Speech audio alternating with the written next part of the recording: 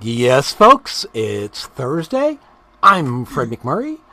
It's 2 p.m. Pacific, which means this must be...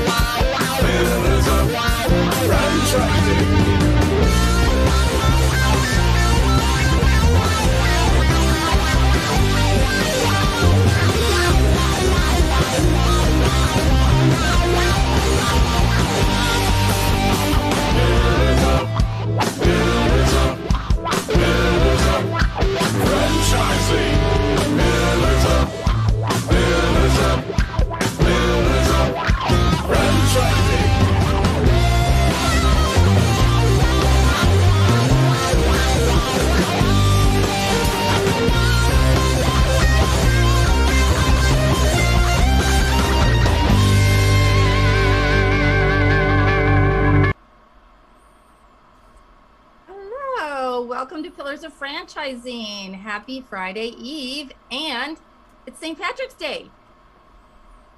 It is. Do you know, I forgot completely about that. I am not wearing anything green. It's just as well. Do you know what happened? I had on a green shirt, and guess what I was told? What? I had to go change because when I wore green with a green screen. That's right. I did wear a green shirt one time, and you couldn't see anything except my head. Yeah. So I'm back into my Molly Made pink, which is totally fine. So here we are. I do have on avocado earrings, which you probably can't see because those are green. But I'm just wishing I had a green beer, because then I could drink it and no one would know.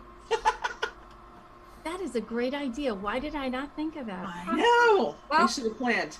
Nonetheless, to all of our Irish friends out there, happy St. Patrick's Day. Happy St. Patty's. I am glad to live in the city of Chicago, where every year we get to watch them dye the river green. I don't know.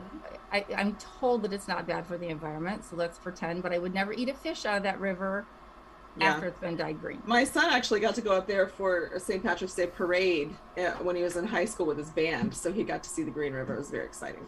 Yeah. So, hey, let's talk about word on the street. Hot topic for everybody right now. And that topic happens to be over hiring.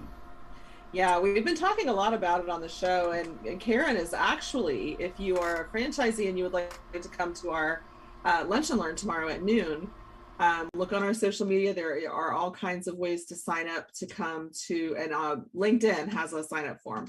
But she's going to be talking about how to find the right people for the right roles at the right times. And this is kind of a little preview to that, because there's an article on the IFA website about how you can increase your applicant traffic, which everybody right now is trying to do.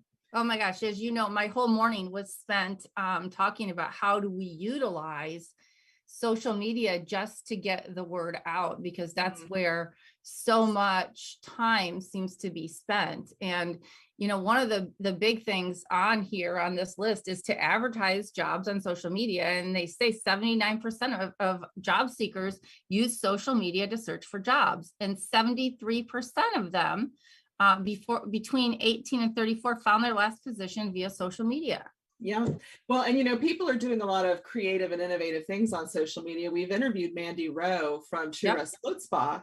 She's built quite the TikTok following and Instagram following on her personal account, but she uses it for work. And she just randomly mentioned that she was looking for someone at a certain location and hired someone because she mentioned it on TikTok. So then she decided that she was going to do a lot more recruiting on TikTok. So even on platforms like that you think of as being younger generational and not as substantive, are turning out to be places where you can find people. Well, you know, as I was telling you earlier today, when we talked about doing some of these for my Molly Made business, first of all, let me say, I think that it is amazing for a franchisor, first of all, to recognize that. And now she can do it across, not just for one location, but for many. And when you use the power of a national marketing committee or national marketing fund to do that, and send a big consistent message. There are just so many more resources you have to do something great. I think that's fantastic. And Mandy is a great lady. Secondly, some of the data that you and I talked about today is that 60% of those TikTok users are between the age of 20 and 49. Mm-hmm. Yeah, the age range has broadened. So what happens is us older people stick to what we know, which is Facebook. We are more familiar with Twitter and LinkedIn. But as platforms grow, they broaden in their reach. So the audiences are becoming older on Instagram and TikTok, because that's where you're finding, like, some of these QSRs that hire a lot of teenagers are going to find them there in those places. So you have to go where your audience is and who you're trying to reach. So you can't discount that TikTok is just for, 16-year-olds. That's right. That's right. And one of the other things is to rethink your job requirements. And I'll tell you, one of those things, our guest brought up a point that I will reiterate when we interview him today, but rethinking your job requirements for me and my business, we could choose to work weekends, but we choose not to. We could work evenings, but we choose not to. And so I think that when you're looking at, as a business owner, and you're looking at hiring people today, the workforce has spoken very loudly that they're looking for something more than a paycheck, and they're not looking to sacrifice all of their free time working. Mm-hmm. So that might be something that people need to consider. Yeah, I mean, making your work schedule and workload palatable for people is certainly important right now. Another thing that the IFA article talked about was making your application process convenient. It needs to be quick, it needs to be streamlined, and it needs to be done for your phone. You need to optimize it for your mobile, because everybody's doing everything on their phone these days. And if you have to go to the computer, you're going to lose some people. Well, and that's so true, because think of how many people don't have computers at home. Mm-hmm. Or like my kids, they have their iPads for school, right? And they're not really supposed to be out there, looking around for jobs and stuff, but they live by their phones. Mm-hmm. And I have a computer here at work. I have a computer at home, but a lot of what I'm doing, I want to do it while I'm waiting in the parking lot to pick them up. I want to do it while I'm, somewhere waiting. And man, do I get mad if I can't access it on my mobile. Yeah. So we're doing ourselves. Well, and if you're not in a city like Chicago, where I live, Savannah Fort, there are pockets of rural areas. Like I can drive 2 minutes and see cows and horses, and then I can be 2 minutes more and I'm at the mall. Sure. So we do have some broadband access issues. Mm-hmm. And people don't always remember that there are still places that people need to work that don't have the access that most of us have. So 75% of hourly job seekers are looking on their phones to apply. And I actually have a little story. There was a little boy around here who had been kicked out of his home because he was LGBTQ, but he had a phone, but he didn't have a computer. He didn't have access to internet. He probably had limited data. But he worked at Domino's, and he was a hardworking kid just trying to make his way completely on his own at 19. For people like him and people who struggle to make ends meet, computers are an issue. So making sure he did have a phone, you have to be able to call into work and to find jobs and all those things. So I think that's something important to remember when you're looking at hourly workers, that you have mm-hmm. to really be where they can find you. Yeah, absolutely. The other thing that they talked about is making sure that you advertise your open positions in store. So mm-hmm. whether that's a restaurant or an actual storefront, make sure that people who are shopping there also see that you are hiring, and make sure, this is a really big one. And I don't know that everybody understands. Certainly if you're the business owner, you understand what a dire situation we're in looking for help. And you understand how if you don't have the help, you can't service your clients. But for the hiring managers and such, being able to make that call, reach out, make that contact, and getting people in and hired, get that hook right away is so critical, because if you don't call them, 2 other companies already have. And so mm-hmm. you can't sit around and let those applications collect even a bit of dust, because if you do, they're gone. Yeah. They get multiple offers right away, and they will be gone super fast. Mm-hmm. Well, and I have seen more businesses advertising in store and in the drive-through. We actually went through the Taco Bell drive-through today, and there was a QR code outside mm-hmm. that said, "We're hiring now," and then it had text, 21010 whatever to this number. here's the QR code and you can scan and it'll go right to a job application. So I think that's becoming more and more prevalent, where they're just trying to make it with a click of a button that you can get straight to their careers pages. Yep, absolutely. And for companies that are out there and you own multiple locations, if you can take advantage of applicant pooling, that's great. So again, you know, your location, Elizabeth, is very different than mine. I'm in Chicago, big metropolitan area. But if somebody applies to my location, they could also be applying to 5 other locations that are very drivable. So again, you know, we use a co-op here. It's great. Use your neighbors.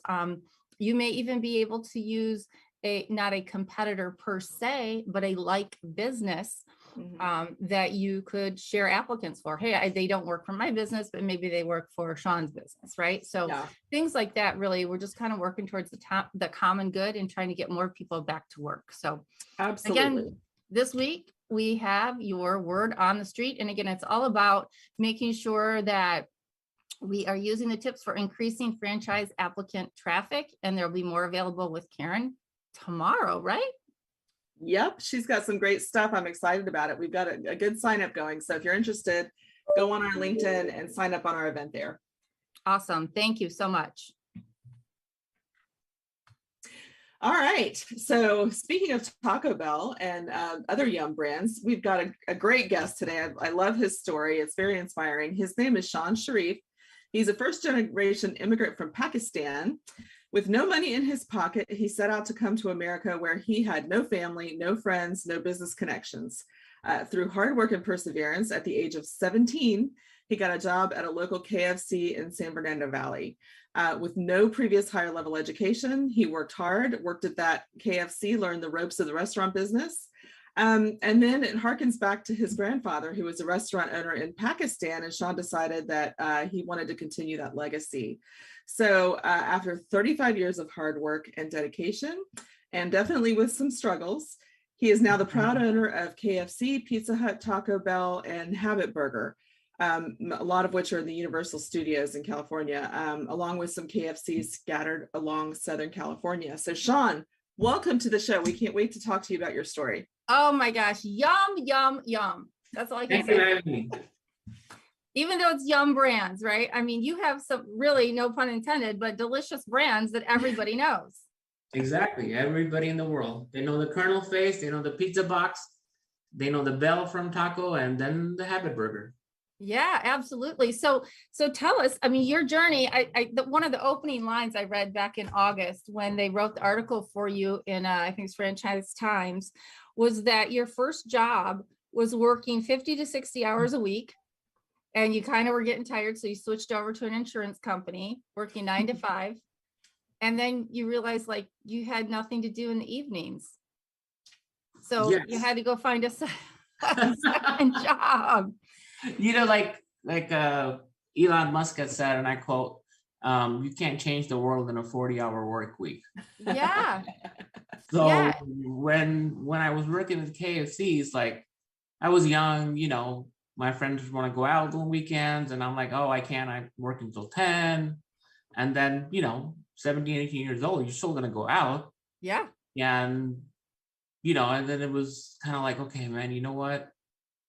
This is too much work. I need to do something. And I got a job at an insurance company, and I worked there for a month, and I'm like, dude, this is boring. It's 5:30. I'm done. Yeah. That's what I do. Yeah. You know, so a friend of mine said, hey, go work at Domino's, man. They pay you hourly, plus they pay you gas and everything. I'm like, what? What are you talking about?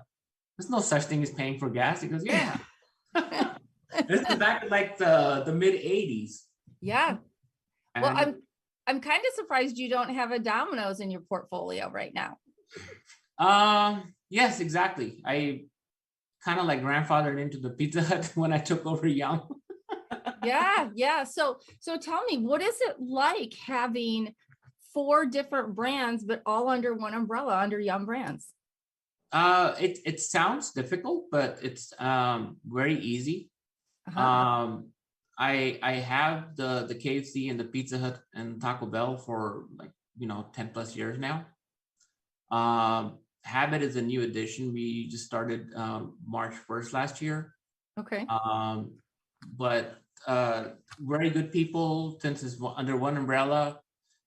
is still like a company on its own. So you deal with different franchise coaches and market coaches, but everybody knows everybody, and they're very helpful. They're always there. You call them, they'll pick up your call. You need them, they'll come over if they need any help, any questions.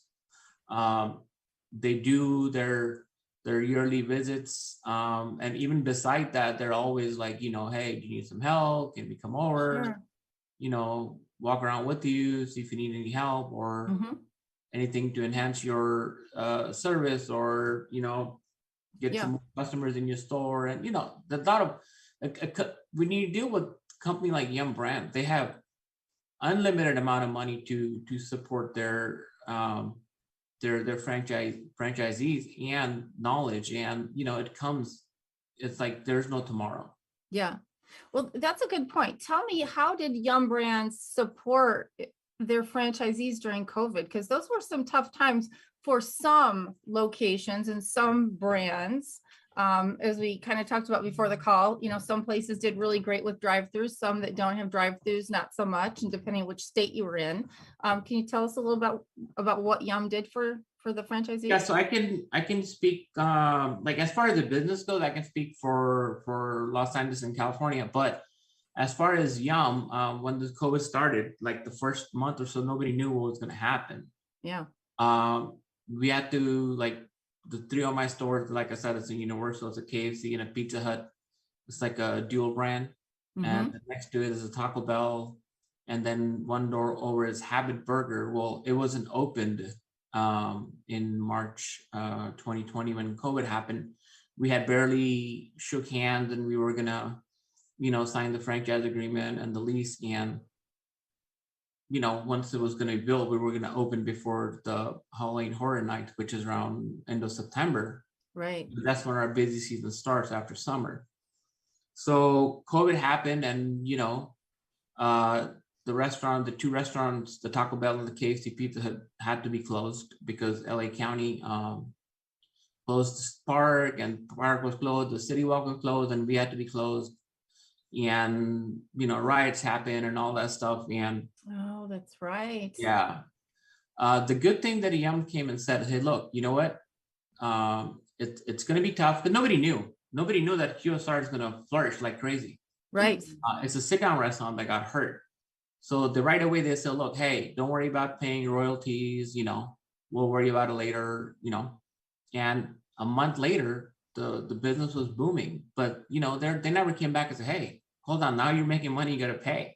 Yeah. Not asked once. And I was like, on my just two stores, I took the advantage of it, and took a break for a couple months, and I ended up paying them. But they were very supportive of it. They didn't like call me and say, hey, can you send us some money now you're open, or right, things like that. And everybody was like working from home, like the market coach and area coaches and stuff, and they'll constantly get on a Zoom call with you and tell you if you need anything, or national KFC calls and Taco Bell. There was one going on every week. They were updating you, hey, this state is doing this, you should do that. Or excellent.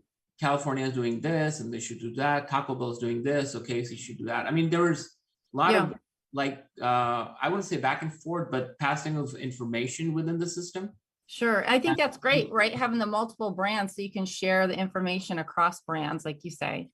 Yeah. And then that was like, I've been in the system for around 20 years and always felt it was a good thing. But like, sometimes you see it and it's like, wow, okay, you know what? This is it. And all the information that was flowing and the support from Yum, I'm like, you know what?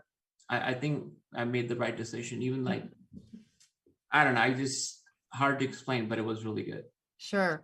So now we earlier talked about some of the challenges in hiring, and obviously you have a very challenging marketplace to find help in terms of quick serve, usually younger, usually transient people coming and going in terms of the longevity in which they stay. What do you do to help find and keep help in your restaurants? So one of the restaurants that I have in Oceanside, it wasn't as problematic.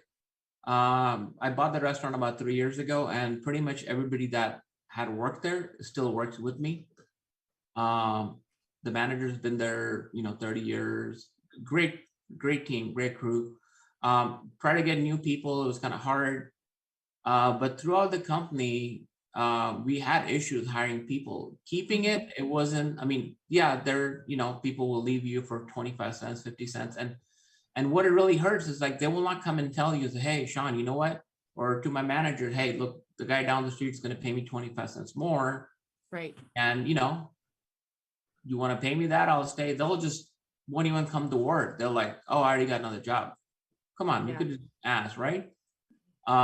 Retaining it, it's everybody knows in a QSR business, every dollar counts, every point counts in percentage. So if I were to give a 50-cent raise to each employee, and you got like 20 employees, and now you're paying 50 cents, which is fine, but they're not getting 50 cents. They're probably only getting like 30 cents out of it, because you got to pay payroll taxes, you got to pay workers' comp insurance, and it never ends there. So what we did is like, okay, fine, we're gonna pay you a little bit more, but at the same time, what we did is a few months in a row, we would go to Walmart and buy Walmart gift cards for like $25 to $50, and every month I'll walk in there and I say, hey, you know what? Thank you for your hard work.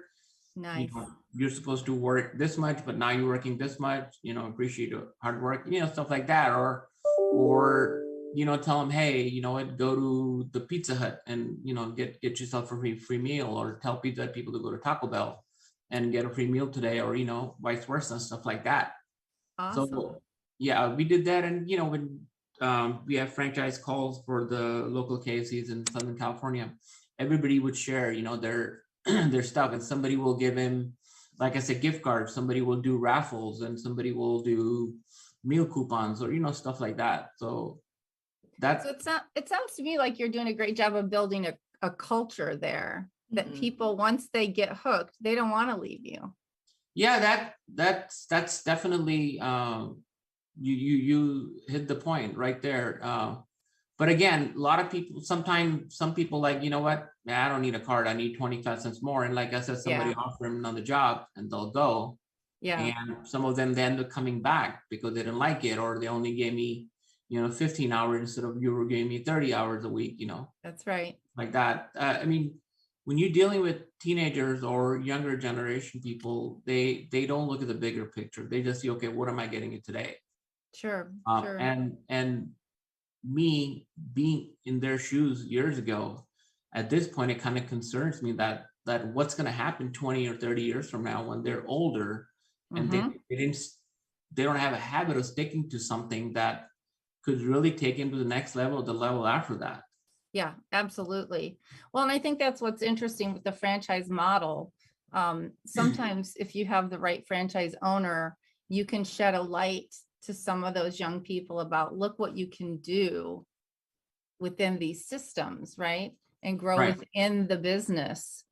Elizabeth, I'm sorry, I thought I saw you wanted to. Well, I wanted to dig a little deeper on that point, that you came up through the system. You've been where these teenagers are when you were a teenager and worked your way up. So I have two points. One is, what lessons did you learn from being in their shoes that can help you navigate some of this that you're talking about? And also, when in that process did you decide that your goal was going to be to own these franchise locations? Well, one thing I would tell everybody, that if you want to be successful in life, you got to set your priorities. You can't just call in sick when you're scheduled to work and your friend comes, hey, let's go hang out, and you call in sick. We didn't have that. Yeah. In the 80s, there were the laws are different, the rules are different. You call somebody, say, hey, I'm not going to come to work today, or you're supposed to start like in an hour. The owner will tell you, hey, if you're not coming today, don't come back to work. Yep. Nowadays you can't, you will get sued. And so what with these, a lot of things have changed over the years, and the younger generation needs to understand that, hey, look, your education is very important, but you got to be street smart at the same time. I have friends, their kids are graduated from Ivy League and have no clue what to do. Yep. And my managers are making more money than that with no education. I mean, it's it doesn't matter what you do in life. Hard work is important. Mhm. You know, Absolutely. back in the day, if you're short, you tell your employee, hey, can you work a couple hours extra? Not a problem. We'll never hear a no. Nowadays, oh no, I have a ride. I gotta go. I have plans with my friends. Well, you know what? I don't know what to say. That's Yep. and that's worrying me is with these people that 20, I said, 20, 30 years from now, what's going to happen? Yeah. Yeah. Because Well, I go through that with my culture son. My son says, oh no, mom, I want to come and I said, I got these vacuums. They're brand new. They're not dirty. They need to be built. And, I'll pay you to do it, blah, blah, blah. Oh, well, yeah, I'll do it. I'll do it. And then the day comes. Okay, we need to go get this thing. Oh, I got hockey. Mhm. Okay, well, all right. Now then tomorrow, well, oh, I got this. I'm like, okay, listen. So guess what? I hired somebody else, somebody that goes to his school to do it. And now he's like, oh, they took my money. Guess what? They're willing to work. Yeah. Yeah. So let me ask you, so when you initially came, you went right into a franchise model. Your grandfather owned a restaurant in Pakistan. Did you ever consider opening a restaurant that wasn't a franchise? I always thought about it, but I'm not a chef. I mean, I can take a recipe from, like I said, from KFC and learn how to make chicken and make it. Yeah. But am I an inventor? No, I'm not. Mhm. I mean, the only thing I know is how to make coffee. I mean, I make the best coffee from Keurig or one of those coffee machines. But Exactly. if I can, make a whole meal, probably not. I can barbecue, but Sure. I don't know. I can't remember. Somebody said, "Hey, why invent when you have something? You can just follow it." Mhm. That is Some people will say, "I'm sorry." Go ahead. no, I mean, I think that's the essence of franchising, right? Yes, they have the recipe down. They have the procedures down. They have your support. They have the marketing. They have the people to teach you how to control your costs. They have classes, they have workshops, they have sessions. I mean, to me at least, why bother? I have friends, they own restaurants and they've done pretty well. And over the years, they've not done so well. Right. Brands like KFC or Taco Bell or Pizza Hut or, like you said, Domino's and McDonald's, or, these brands are here for years and years, and it'll be here years and years from now. I mean, there are new brands will come. I don't want to name anything, but yeah, at the end of the day, these are like the iconic brand of America. They're always going to be here. Like you can take a 2-year-old or 3-year-old and drive them down the street. They're not going to know this pizza or this chicken. They're going to see Colonel and they're going to know KFC or they're going to see the Golden Arch, McDonald's. That's right.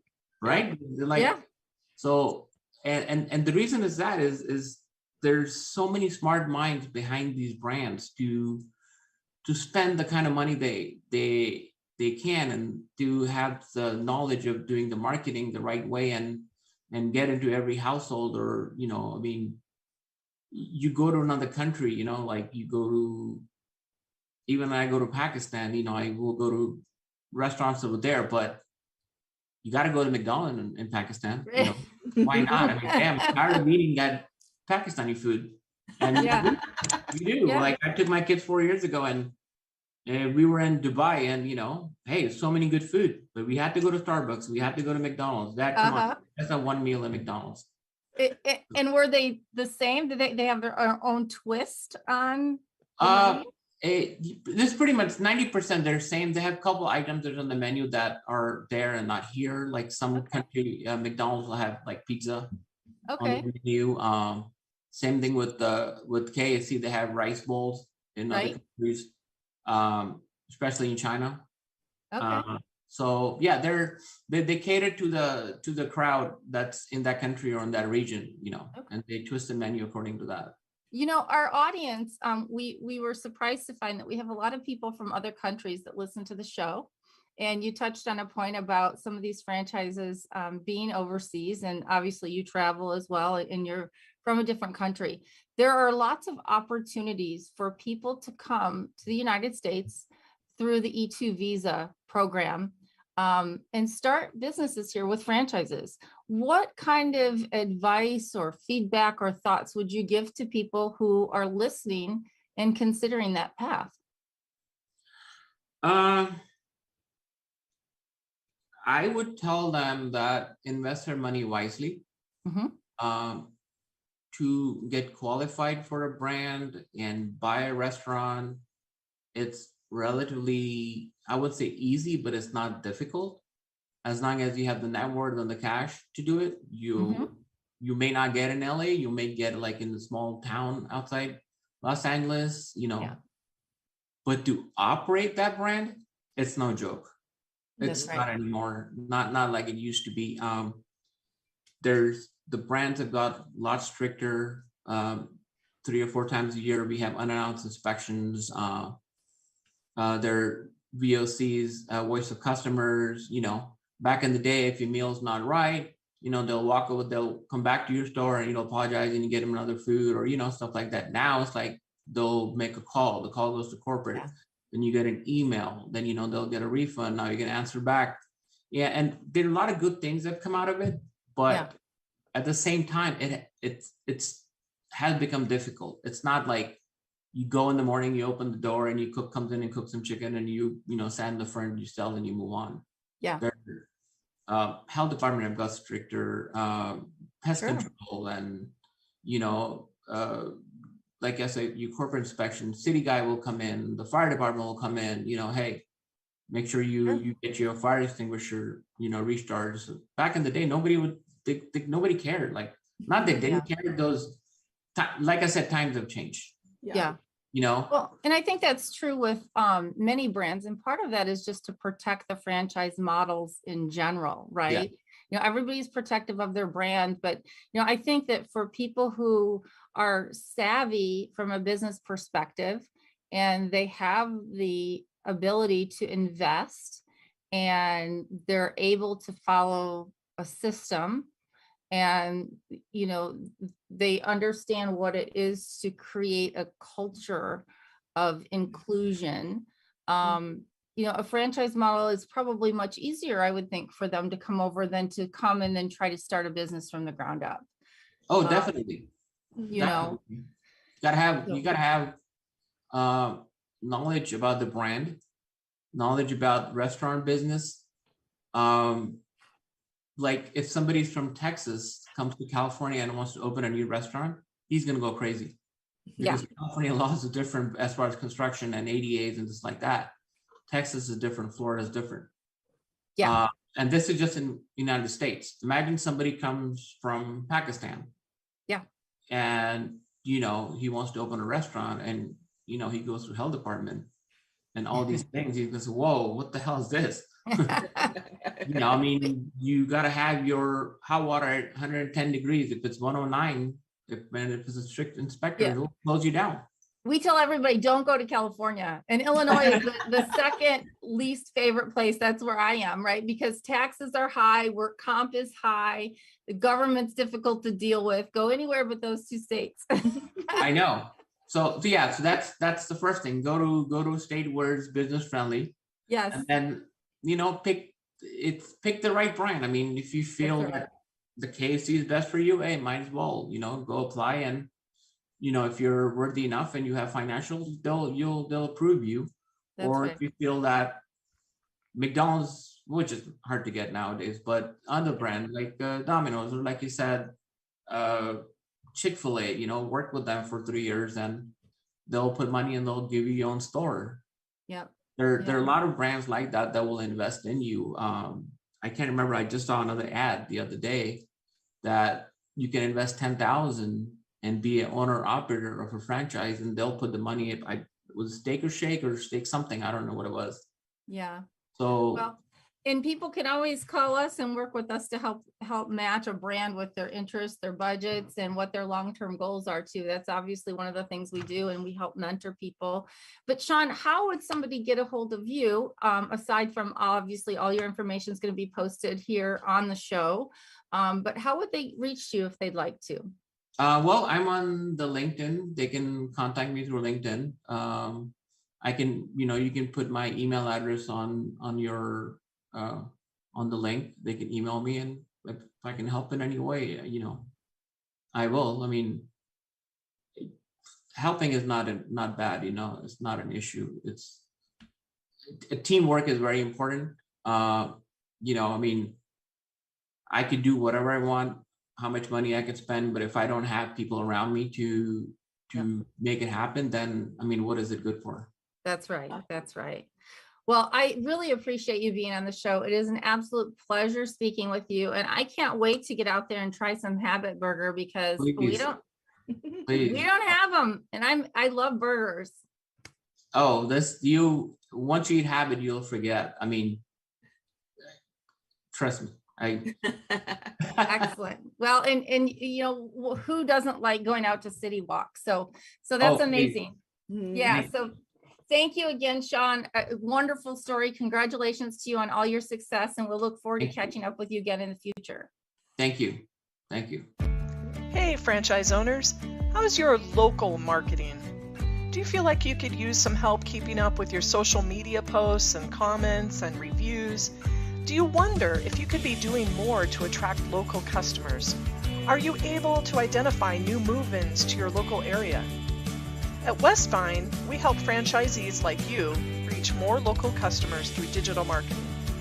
With daily monitoring, creative content, and ad placement, and customer data intelligence, we'll get your business in front of the people who want your products or services. We also work with franchisors who need an agency to handle the digital marketing for all of their locations. If you're ready to reach more local customers, give us a call at 805-265-5440 or visit us at westvine.com. That's 805-265-5440 or westvine.com. Hey, Karen, what's going on? Hello, David. That was a fascinating interview with Shawn. Holy smokes. If anybody listening and they're part of the Great Resignation, if that doesn't ignite them to say, hey, this guy came all the way from Pakistan, didn't have a single connection anywhere. And now look at him. If someone's afraid to do something after listening to that story, then they're just holding themselves back. Totally agree. And I was thinking about, I was seeing some, I don't have the stat right in front of me, but where a lot of people are saying, the Great Resignation, everyone talks about it, and all these, especially I think the people that are in their younger years, I don't know what you want to call, high potential people or the young people, and they keep changing jobs and they keep looking for the right job and they become disenchanted. And so I think that's what's happening where, Shawn was talking about, it's the stick-to-itiveness or whatever, where we would get something right early on and be like, okay, I'm going to stick with this. And it just seems like it's not that way. So I'm hoping it goes back to the other way, where people will stick with the job because they're going to realize by jumping around, it's kind of sort of the same thing. It's kind of sort of the same thing. That's right. And the thing is again, I'm one of the people that'll say, every generation has said something about the generation behind. I know. Right. I mean, my dad, I still remember my dad when I was a kid, kids today don't want to work. And I'm sitting there going, we're busting our butt. But so every generation has that viewpoint. So I'm not saying it's totally bad. I think it's just like this. We have to adapt to this generation because they're the largest population in the country, in the world right now. And I'm not saying they're totally wrong. If they're doing it for the purpose of, hey, I want to really find out what I want to do in my life, cool, go do it. Absolutely. But there is that little bit of stick-to-itiveness to say, hey, okay, now layer in the other things of doing things the right way, and maybe that person who you're working for can help you find a new path. And if you don't create and explore those connections with people who are already in your life, even if it's a manager or owner, I'm sure after listening to Shawn, hey, if somebody says, hey, tell me your story, I want to do what you did, Shawn's going to go, cool, let's sit down and create a path for you. Absolutely. And one of the things that I've been thinking a lot about is this, if you call it the Great Resignation, it's a two-way street. Yes. We all own it, right? It's the business owners, franchise owners, we own a part of it, and really kind of instilling in the employee, they own a part of it too. So it really is a two-way street, and having more of that conversation versus everyone's leaving.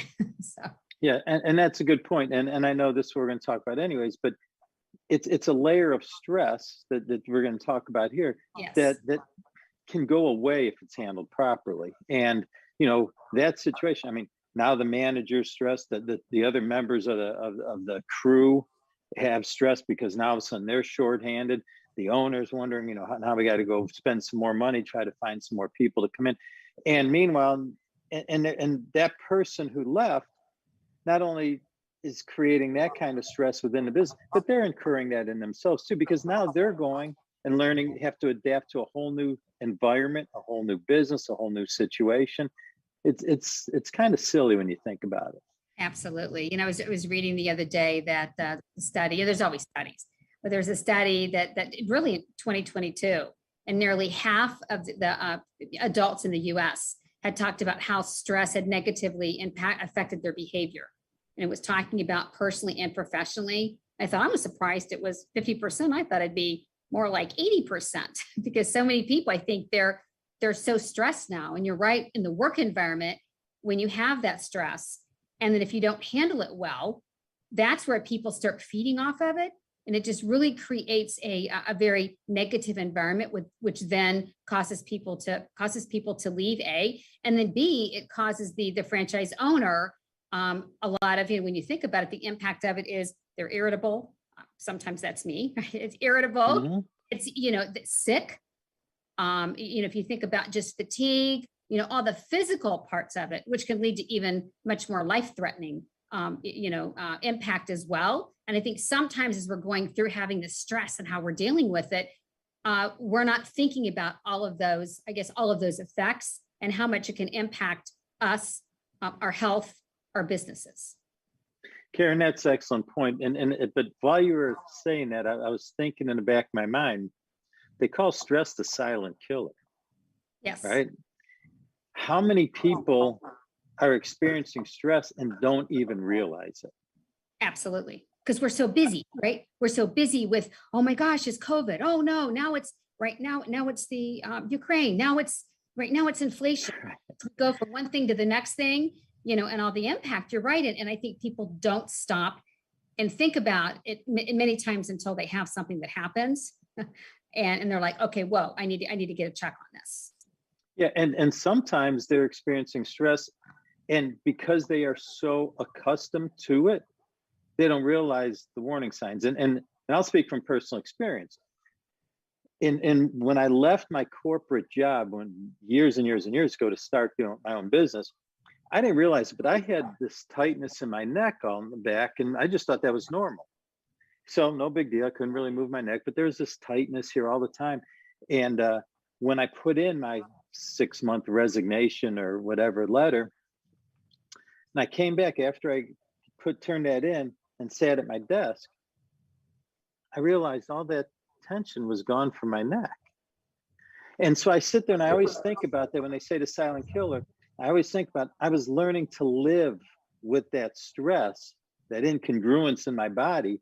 Who knows what other impact it have or might have continued to have if I wouldn't have made that change. So I think in a lot of cases, if to that study's point, there's a lot of people roaming around out there that don't realize the stress they're under. Absolutely. And I've been spending a lot of my time over the past couple of years working with people, educating them on how to deal with stress, because sometimes, people think stress is negative, and a lot of times it is negative, but how we handle it, we can actually turn it into positive. And because if there's a positive stress with our mindset and how we handle it, it can be good. It can be productive. You can be creative with it because you can kind of turn it around. And there's certain techniques and certain things that we all can do to also reduce that negative stress. That's interesting. Shawn, go right ahead. Yeah, I mean, you're talking about stress, and yes, as a business owner, as adults, we have these stress. But beyond that business stress, we have the stress of our family. Yes. Kids are growing up. Are they going to make it in life? I mean, are they going to go to college? What college are you going to go? How much tuition are you going to be able to help them out with? What kind of loans they're going to get? My daughter just came back from Baylor. 4 years she was in Texas. I mean, we were worried, like, would something happen to her? Those additional stress, it's not easy. once they're done with college, okay, now what? Is she going to go for master's? Is she going to go to med school? Where is she going to go? She's going to go local. She's going to Caribbean. I got 2 more kids, so where are they going to go? You got to take AP classes, you got college classes. It's like on and on and on. Story for us, and they said, no, Dad, don't worry. I said, no, I have to worry, because what if I'm not there tomorrow? What if something happens? What are you going to do? Yeah, that's true. That's So- true. That's a good point.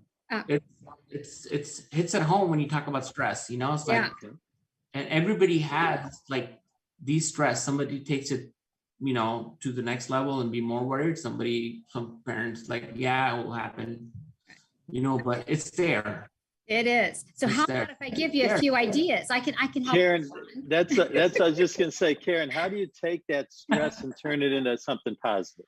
I have, there's so many, because I think, and it really depends upon who you are on which method, but I'm going to share with you 3 of my favorites, because it's funny, David, I actually ended up almost in the hospital. I was flat on my back about 20 years ago. Wow. Long story, but I ended up where I was not handling my stress well and had a kind of a life-threatening moment. And so that's when I'm like, I need to get a grip on this. This is crazy. So a few things. One would be very simple, and it does work. Have you heard of box breathing? Yes. Okay. Yes, I have. That's a simple one, but that's one when a lot of times when I get in a moment where, because I'm type A, I'm working, I'm moving, if something happens where it can kind of tick me off, I stop. And box breathing is where you literally breathe out, count to 4, breathe in, count to 4, breathe out, count to 4. Okay, now that sounds really silly, but if you try it, what it does is it gets you out of that your emotional brain. It gets you back more in your logical brain, and you can actually feel like the whole mind-body connection. It's kind of crazy. And that's one of the things that I'll do a lot of times if I get myself kind of whipped out, and I'll just stop and go, okay, breathe. Karen, So that's an that's- excellent tool. I've used that. I've used it in a little different area where I've inhaled for X number of seconds, held for the same amount of seconds, exhaled same amount of seconds, Yes. held again. So, really creating a box, but either Yes. way, everybody has some different techniques, but that's an excellent one. I highly recommend that one for sure. And then Shawn, you were talking about the whole worry, because I'm the same way. Oh my gosh, you started talking about it. I could feel my blood pressure going up, especially with the kids, and their problems get bigger, don't they, as they get older? They really do. And when I think about franchise owners, that they're new franchisees, even before that, you're making all these decisions, right? And there's all this stuff in your head. And so one of the things, it's the worry, where we're worrying. So one of the things another technique, and it's actually a technique that is in Dale Carnegie's book, How to Stop Worrying and Stop Living. So anybody that really is a big worrier, it's a great book. And one of the things, it's about the worry, and it talks about conquering it, and it's writing it down. Actually, there's something about physically writing it down. What am I worried about? So you take your kids. What am I worried about? What can I do about it? Which a lot of times isn't very much, right? And then, but it is about then, what can I do about this? And then decide what you can do about it, and then make that decision. Because what happens with the worry, it just keeps swirling around in our brains, and it doesn't go anywhere except just cause more and more stress. That's awesome. That probably brings into focus the old, if you can't control it, don't worry about it. I mean, and when you write it down, that kind of hits you right in the face. It does something to your brain. So yes. And then one last one, I love it, is the date tight compartments, and living your life in date compartments, because we get, and again, if you have a lot on your plate, especially franchisees, there's hiring people, keeping people, you've got this life of all these different things happening. How can I get it all done? And then you start worrying about the future. And so living in date tight compartments is, don't worry about the past. And even though you need to prepare for the future, focus a lot on today and what you can do today for the very best. This just happened to me in the middle of the night last night. I have a lot going on right now. I missed last week due to my mom's illness. And so I had a lot. And I'm like, okay, all this stuff was swirling around. And I thought, okay, what can I do right now? What are the key things I'm going to do, today that can get me through it? And it's amazing how that really does also de-stress me as well, because then I'm just looking at that moment in time and knowing, okay, well, the rest of the stuff's going to have to wait. So that's another thing that I found by living in day tight compartments works really well for me as well. Awesome. So to wrap up, to summarize, three good keys Karen laid on us, right? Box breathing, find what works for you and what time lengths, et cetera, et cetera. Living in day type compartments was number 3. And number 2, though, was the one that was interesting. I know you would love to spend more time on it. And that is writing down the things that you're worried about and all the benefits from that. But for lack of time, those of you that are listening, explore it further with Karen. But those are 3 great techniques that can help you start to eliminate stress from your life. So thank you very much, Karen. That was awesome. Thank you. Thanks. Great advice from Karen. We are all dealing with a lot of stress these days, and it never seems to end. So stopping and taking some time to reflect and employ those techniques is going to be very helpful. We want to thank her as usual, and also give her another mention for her Lunch and Learn tomorrow. So you're a franchisee, now what? Is the title, and we are going to be talking about how to find the right people and put them in the right roles at the right times in your business. And she'll have some meaty, helpful information. We also want to thank our 2 sponsors, the Titus Center for Franchising and the Franchise Show 247 for their sponsorship and their contributions. Also check out articles from them in the magazine. Up next, we're going to get some updates on David and his the Joint Chiropractic opening, which is coming up pretty quickly. Woohoo! David. Wow, what's happening? Box breathing. It's awesome. It's great. Yeah. You know, I'll tell you, even sometimes just doing some meditative breathing is like, okay, I find myself doing it more and more as Shawn said, with a daughter going off to college and 2 more boys that some days they're checked in and some days they're really not, you know, things get a little bit crazy. So I appreciate those tips that the 2 of you gave, because I'm sure to use those every single day. Yeah. So let's talk about stress. Okay. So here you are, you're between Ohio and Florida, and you're opening the Joint Chiropractic under construction amidst the pandemic, amidst chaos in getting supplies in the state of Michigan, like in Michigan. Yeah, no, because I don't want to do anything easy, and because it'd be different, right? Yeah. So I ran into my my old business partner. We saw him over the last couple of weeks, and somebody asked me, so what's Dave doing now? And he goes, man, he's opening up another business. It's in his DNA. He's never going to stop. So they had a good laugh over that. But here's the thing.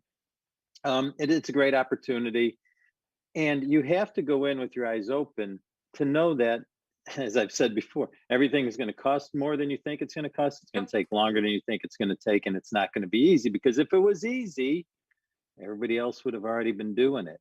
And so are we running into some troubles? Yes. So this is good for the listeners. I mean, yes, we bought a franchise. Yes, there's policies and there's procedures and there's everything set up. It doesn't mean it's going to go smooth. That's right. So roll back. I mean, this is still, I started exploring 14 months ago. We're still not open. So for those of you looking for a business, this is going to take time. Understand it doesn't happen overnight. Now, some could, if you're not doing a brick and mortar. But so by the time we signed a contract, and by the time we're moving forward, and now it took us some time to get a contractor. Now it took us some time to get permitting. Now we're in the construction phase. Awesome. This is where it's totally different for me now. We've been interviewing chiropractors. Well, we finally just hired a part-time one, but we can't open until we get a full-time one. And I've interviewed some for full-time positions. And when I ran the restaurants, if people applied and interviewed for the job, I assumed like they wanted the job if I offered it to them. Well, this is a whole different deal. This is waiting 3 weeks, going back and forth, going, yeah, I've changed your mind. Don't really want to take the job. I'm like, holy cow. And we only have a couple of positions. So if I'm waiting on a contract, which just happened to us, and they decide to drag it out for 3 weeks, and it seems very congenial at the time and cordial and everything's moving in the right direction, and then they say, I'm going to stay where I'm at. Now the clock starts ticking again. So our target was April 1st. We're not going to hit that. Okay. Because let's face it, it's St. Patrick's Day, right? Yeah. So that's 2 weeks away. It's going to take us, even if someone applied today, by the time we go through it a couple weeks, by the time we go through some training and go through the rest of the build out, we're going to be past it. So a word of caution to everybody listening. Will I pay my 3rd month of rent April 1st? Yes. Yeah. And there's no revenue coming in, but you have to do it. And I'm going to be honest with you. I'm not stressing it. If 28 years ago, I would have been out of my mind, Yeah. which I was, because we opened 4 months later in my original business. But now I understand it. So it doesn't stress me as much. And I've prepared for it financially to make sure, Right. well, if we open late, do I have enough money to pay the rent? Right. So it's going to happen, and you can't stress it, because if you do it right, you're not going to miss those 2, 4, 6 weeks anyways. Yeah. So David, But if did you rush find, it, it could be bad. did you find that you kind of had to go from, kind of plan backwards? Okay, so if I want to open on this day and it takes 4 weeks of training, it takes me 2 weeks to hire, you kind of have to work backwards, right? Yeah, you sure do. But in this case, it was a little bit unique because we're a membership-based model. So there's, we want to, if I was opening up a restaurant, we can start putting a coming soon, and Right. get everybody excited. And we open doors. With this, we're one of our marketing campaigns is come in and get a free exam adjustment, so we don't want to market it too early. And then all of a sudden they're like 2 months later going, when's this place ever going to open? Yeah. So, but we can't time it up until we get the chiropractor on board and trained. So it's kind of a unique business model, which everyone's going to be, but Yeah. it was a good learning experience for me. But again, we go back to the stress and it could really affect me if I didn't know what was coming. Sure. And that's why I love that we're doing this segment for the people who are listening to know, if this happens to you, it's not a franchisor's fault. It's nobody's fault. It just happens, right? Stuff happens, as they say. So, Absolutely. but you don't give up. You don't get discouraged. You keep doing the right thing, and everything will work out. I mean, I'm thoroughly confident of it. And I don't think 10, 15 years from now, I'm going to sit there and go, boy, if only we would have opened up 3 weeks earlier, right on time, everything would have been better. It's silly to even think that way. So to Karen's point, if you're worrying about it, if you're stressed out, write it down. And if there's nothing you can do about it, let it go. Yeah, absolutely. Your circles of influence, right? Absolutely. Exactly Well, right. I think I'm really glad that we decided to have you, and that you agreed to share this with us, because I think that there are a lot of folks out there, one of which we know, Jackie Stiles is out there, and she's getting her next gen fitness model going. And, she's had bumps in the road too, and higher prices and delays in construction and all kinds of different things that happen. And so for people who are in, those shoes right now, just remain calm and, listen, it's frustrating. Yes, but it's nothing to go crazy over, because it will come. If you believe in if you believe in the business model, if you believe in the franchise, if you believe in yourself to lead a team to high performance, it really doesn't matter when you open. Yeah. Shawn, I see that you have a comment. Go ahead. Yeah, our corporate is telling us that on the new builds, add at least 30 to 40% more in the cost. Yeah, I could see that. And time. Nowadays, like the leases that we're negotiating right now is we're telling the landlord to give us, normally they'll give you 90 days or 120 days from the day you sign the lease. Now we're saying, okay, we'll take 6 months from the time we get our permits, because once you get your plans done, you don't know how long it's going to take at the city. Yeah. County, they're out 8 to 12 weeks. Sure. And some of the places where you get your equipment, that stuff could be on a boat for a while. Yeah, one of our very good franchise partners, they're opening a new KFC in Barstow. The whole restaurant is ready, except they can't get some of the electrical components for the building. And it could have been open in November, but she can't open till April or May because can't put the electrical panels in there. Yeah. Wow. Yeah. Units, different issues. So suggestion to everybody, negotiate with the landlord. Yeah, And absolutely. they know the issues that are going on.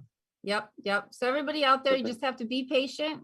As David said, believe in the model you have and know that in the end, it will all work out, and no reason to freak out, but you have to be ready for it. So and maybe next week if I'm up there, and we'll shoot from location, you can see all the stacked up boxes and construction dust. So you know exactly what you're getting into. Yeah, that would be awesome. David, thank you again. Shawn, You're we welcome. appreciate your input on all this stuff, because it doesn't matter the industry, we're all in this together. So we appreciate your feedback. Again, we want to thank all of you for joining us on the show today, especially our guest, Shawn Shariff with Young Brands. Please be sure to like, share, and comment on this episode.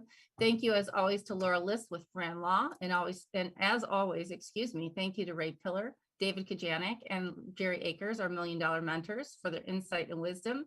Thank you to Karen Kimsey-Sward with Dale Carnegie. I'm Kristen Shelmetze, your 4th $1 Million mentor, and together we are your resource for franchising success. This has been Pillars of Franchising, and your dream starts here. Pillars of